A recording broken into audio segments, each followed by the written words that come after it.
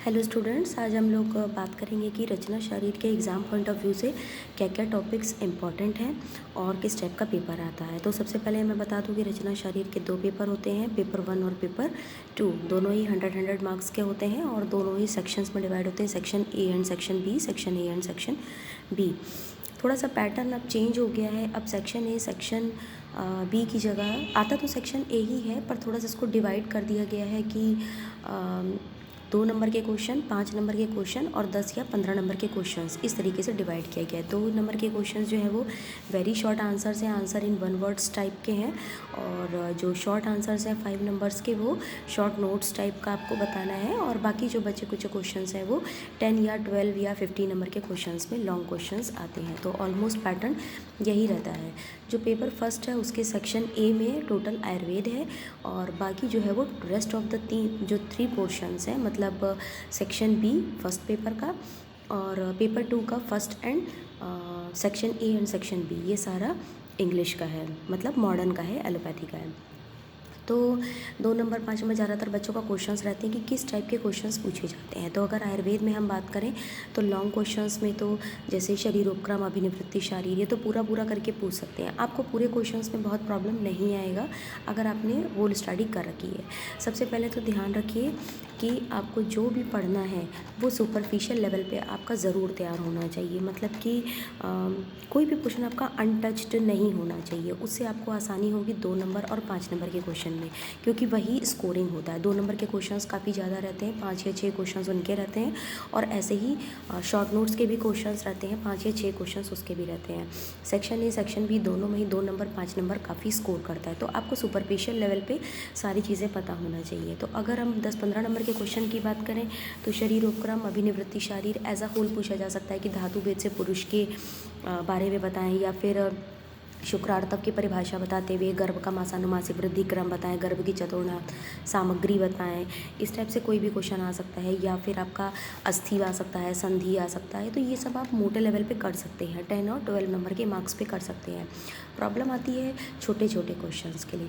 तो 2 नंबर के क्वेश्चंस में जैसे कि क्या क्या पूछा जा सकता है, जैसे शरीर उपक्रम में अगर हम बात करें तो षडंग शरीर के बारे में 2 नंबर के क्वेश्चन, अभी मैं सिर्फ 2 नंबर के क्वेश्चन पे कंसंट्रेट कर रही हूँ।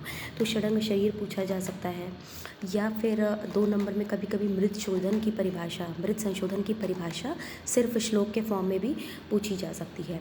शरीर की परिभाषा, शारीर की परिभाषा, शरीरी की परिभाषा, धातु भेद से पुरुष की परिभाषा, जैसे षड धातुआत्मक पुरुष, 24 तत्वात्मक पुरुष, या चरक ने कौन सा बताया उसके अनुसार पुरुष। इस प्रकार से गर्भाधान में अगर हम बात करें तो शुद्ध शुक्र की परिभाषा, शुद्ध आर्तव की परिभाषा, गर्भ सामग्री की परिभाषा, और पंचम मास में क्या होता है, षष्ठम मास में क्या था, उन्हीं में से शॉर्ट में ही क्वेश्चंस निकल कर आते हैं। संख्या शारीर शॉर्ट के पॉइंट ऑफ व्यू से बहुत इंपॉर्टेंट है। इसमें जो है बहुत सारी अस्थियों की संख्या, संधियों की संख्या करके क्वेश्चन आ सकता है, या फिर प्राणायतन पूछा जा सकता है। प्रमाण शरीर में बेसिकली जो है वो अंजलि प्रमाण, इसके बारे में ही ज़्यादा डिस्क्रिप्शन पूछा जाता है, वो भी शॉर्ट नोट्स या अति लघुत्तरीय, मतलब जो बिल्कुल वेरी शॉर्ट नोट्स हैं, आंसर इन 1 वर्ड्स टाइप्स में पूछा जाता है। अस्थि में ज़्यादातर 2 नंबर के क्वेश्चंस में आता है कि कोई अस्थि या तो कोई दे दिया है, जैसे फॉर एग्जांपल स्कैपुला दे दिया और पूछा कि यह किस टाइप की अस्थि है आयुर्वेद के अनुसार, ये पूछ सकते हैं।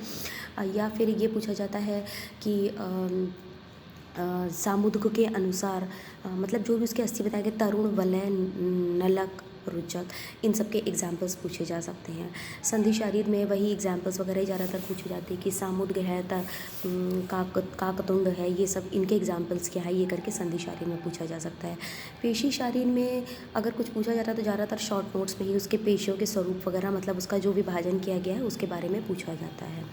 और अब हम आते हैं सेकंड पेपर यानी कि कोष्ठ, मर्म, इनमें से भी क्वेश्चन होता है। जैसे कि कोष्ठ में आएगा कोष्ठ की परिभाषा, 2 नंबर में सिर्फ कोष्ठ की परिभाषा, या कोष्ठांग के नाम, या फिर आशय की संख्या या आशय की परिभाषा, इन सब के बारे में पूछा जा सकता है। सिरा, धमनी, स्रोतस, सिरा किसे कहते हैं, धमनी किसे कहते हैं, बिल्कुल शॉर्ट फॉर्म में। 2 नंबर का मतलब ये कि आपको सिर्फ सिरा के बारे में बताना है, 1 लाइन सिरा के बारे में लिखना है, या सिरा के भेद जानते हैं तो उसके बारे में आपको डिस्क्राइब करना है। स्रोतस की परिभाषा, स्रोतस विध के लक्षण, और स्रोतस दृष्टि के लक्षण, स्रोतस की संख्या और प्राणवाय स्रोतस के मूल, इन सब जितने भी स्रोतस दिए गए हैं 13-14, उन सब के स्रोतस के मूल, उनके बारे में, बस मूल के बारे में 2 नंबर में, इससे ज़्यादा नहीं पूछा जाता है।